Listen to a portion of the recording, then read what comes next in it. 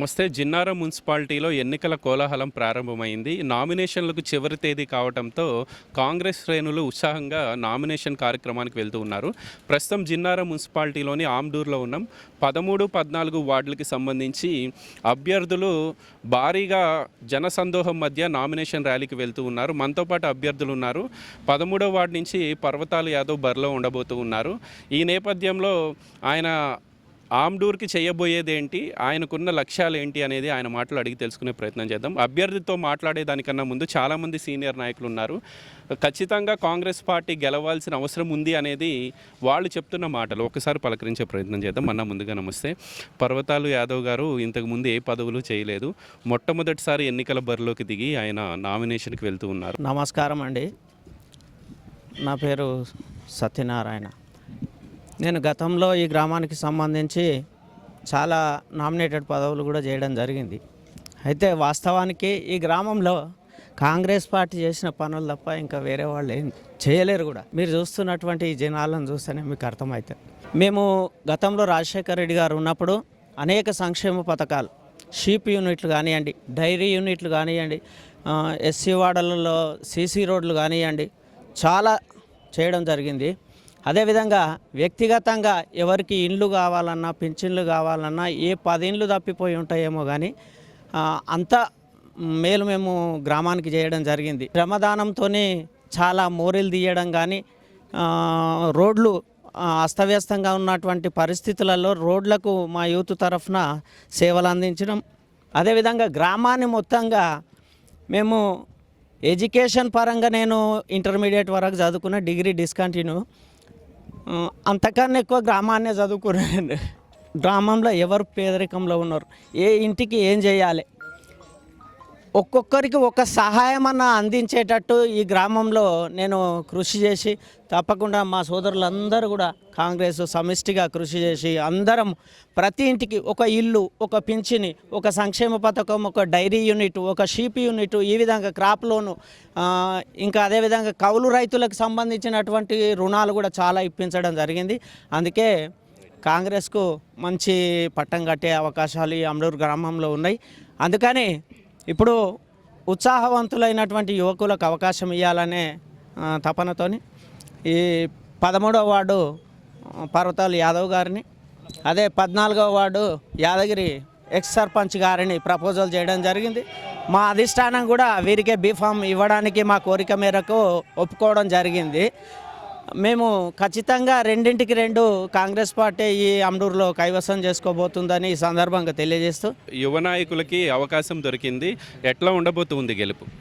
నమస్కారం, నా పేరు రాజగోపాల్ రెడ్డి, యూత్ ప్రెసిడెంట్. నేను Congress party vice president mandal. Parvathalu Yadav ఒకటే కాదు క్యాండిడేట్, మేమందరం క్యాండిడేట్సే గెలిపించుకుంటాం. 13, 14 వార్డు కాంగ్రెస్ పార్టీ గెలిపించుకుంటాం. వీళ్ళని ముందుకుంచి మేము పని చేస్తాం, మేము కష్టపడతాం, ఊరిని అభివృద్ధి చేస్తామని చెప్తున్నాం. మేము 14వ వార్డు 13వ వార్డు పర్వతాల యాదవ్ని బలపరిచినాం. 14వ వార్డు మాజీ సర్పంచ్ అయిన యాదగిరి గారిని బలపరిచినాం. అక్కడ మాది 14వ వార్డు ఉంది.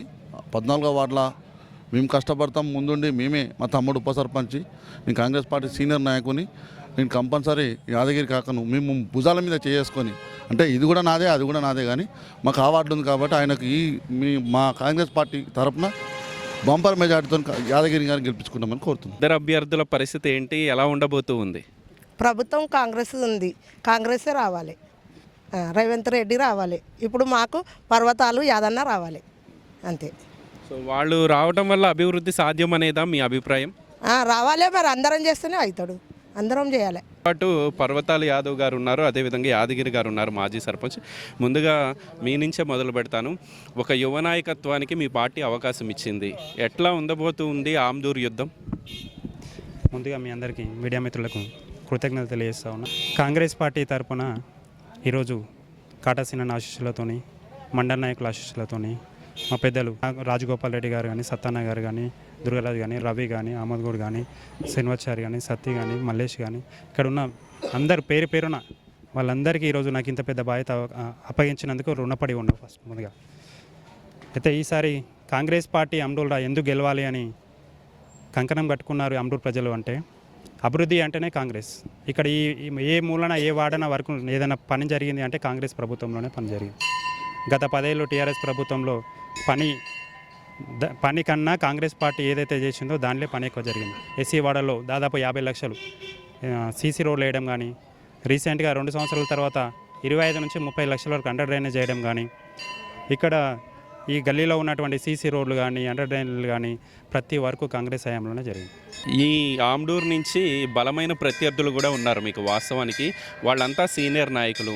మీ గెలుపు సాధ్యమని ఎట్లా భావిస్తూ ఉన్నారు? ఎందుకంటే బలమైన పోటీ ఉంది కదా ప్రత్యర్థుల నుంచి కూడా.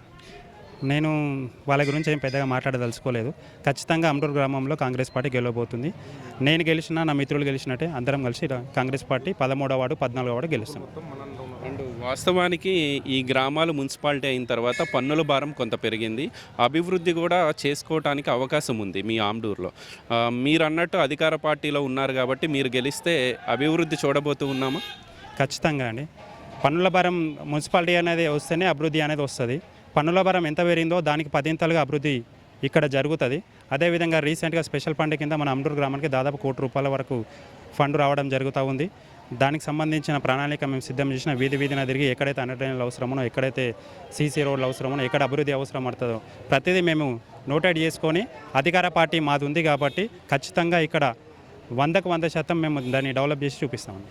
అండ్ మీరు ఒక పర్సనల్ మేనిఫెస్టోను కూడా ప్రకటించారు. అందులో ఒక పాయింట్ని నేను చెప్పదలుచుకున్నాను. మీరు ఆడబిడ్డ తండ్రిగా మీకు ఆ బాధ తెలుసు కాబట్టి మీరు గెలిచిన తర్వాత మీ వార్డులో పుట్టబోయే ఆడబిడ్డల పేరిట ₹5,000 ఫిక్స్డ్ డిపాజిట్ చేపిస్తానని చెప్పి మీరు మాటిస్తూ ఉన్నారు.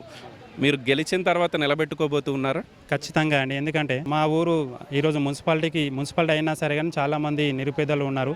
ఇక్కడ ఆర్థికంగా చాలా ఇబ్బంది ఉంది. ఒకవేళ ఆడపిల్ల పుడితే వాళ్ళ యొక్క విధి విధానాలు, వాళ్ళ యొక్క ఖర్చులు కానీ చాలా రకంగా ఇబ్బంది పడుతున్నారు. నాకు ఆడబిడ్డల బాధ తెలుసు కాబట్టి నా వంతు సాయం కింద ఒక ₹5,000 ఎవరు ఆడబిడ్డ పుట్టినా సాయం చేయాలని నేను ఈరోజు నిర్ణయించుకున్నాను. అండ్ ఇంకొక విషయం, సాయం మాత్రమే కాదు, మహిళలకి చాలా సమస్యలు ఉంటాయి. మహిళలందరూ మీ దగ్గరకు వచ్చి మాట్లాడుతూ ఉన్నారు కాబట్టి రాబోయే రోజుల్లో ఆ మహిళలకి సంబంధించిన సమస్యలు కూడా ఒక అన్నగా, ఒక తమ్ముడిగా తీర్చాల్సిన బాధ్యత మీ ఇద్దరి మీద ఉంది. ఖచ్చితంగా అండి.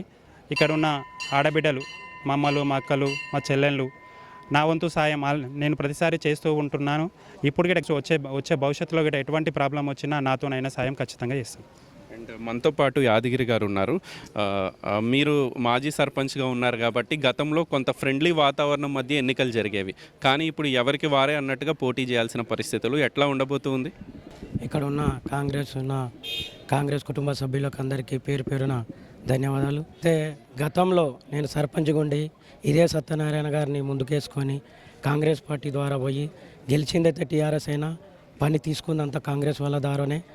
2 సంవత్సరాల తర్వాత నేను మళ్ళీ కాంగ్రెస్లోకి వచ్చి అదే సత్యనారాయణను వేసుకొని ముందుకు తీసుకొని మరి మా మాజీ ఎంపీటీసీ గారు శ్రీకాంత్ రెడ్డి గారిని తీసుకొని సీసీ రోడ్లు వేయడం జరిగింది. అదే గూడెంలో కూడా CC road, under ground drainage కూడా గూడెంలో ఎవరు చేయలేరు, మేమే చేశాము. కాంగ్రెస్ పార్టీతోనే అమ్డూరి అభివృద్ధి అయ్యింది. ఇప్పుడు కూడా అభివృద్ధి అవుతుంది. మాతో ఎంతవరకు అభివృద్ధి చేయాలో అంతవరకు అభివృద్ధి చేద్దాం. ఎవరికి కష్టం వచ్చినా కానీ వాళ్ళకు ఉంటామని, అదుపులో ఉంటామని తెలియజేసుకుంటాం. చివరిగా పర్వతాల యాదవ్ గారు, ఒక విషయంలో క్లారిటీ కావాలి. చాలామంది యువ నాయకులు, పిల్లలు పాపం మీ నామినేషన్ ర్యాలీకి మీరు చెప్పకపోయినా పరిగెత్తుకొని వచ్చిన వాళ్ళు ఉన్నారు. ఎన్నికలు వచ్చినప్పుడే యువకుల్ని వాడుకుంటూ ఉన్నారు చాలామంది రాజకీయ నాయకులు. ఎన్నికలు అయిపోయిన తర్వాత వాళ్ళ గురించి పట్టించుకునే పరిస్థితులు. ఈ యువకులందరికీ అండగా నిలబడబోతూ ఉన్నారా రేపు రాబోయే రోజుల్లో? ఖచ్చితంగా అండి. యువ నాయకత్వం అనేది పార్టీలో రావాలి. ఏ రాజకీయ పార్టీలో అయినా సరే యువ నాయకత్వాన్ని ఎంకరేజ్ చేయాలి. నిజంగా వాళ్ళ కష్టం మేమందరం ఆ స్టేజ్ నుంచే వచ్చినాం. మాకు ఎట్లయితే అవకాశం వచ్చిందో వాళ్ళకు రాను రోజుల్లో మంచి అవకాశాలు వస్తాయి.